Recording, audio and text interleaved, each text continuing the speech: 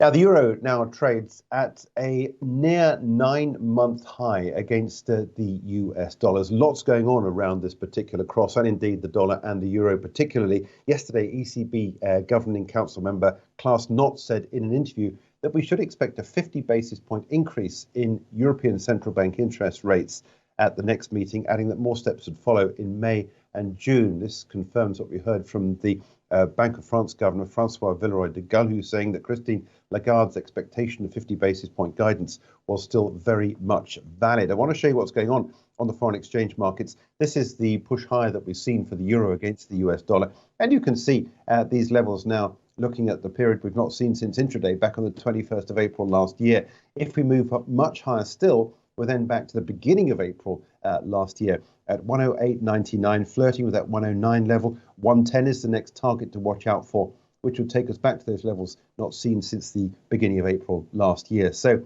money very much going into the euro, but it's also going into other currencies as well. Just want to quickly show you what's happening with sterling against the US dollar. We've got this move up at 12446, just at that area of resistance.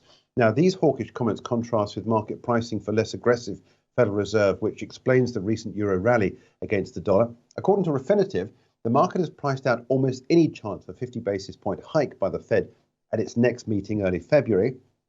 And after peaking by mid-2023, investors bet on a 50 basis point cut from the Fed for the second half of the year, reflecting softer data on inflation, consumer spending, and housing. Quick note on the US housing market. On Friday, existing home sales fell to their lowest since 2010, and in 2022, existing home sales fell by 17.8%. That was the most since 2008. So lots going on in the foreign exchange markets at the moment for central banks.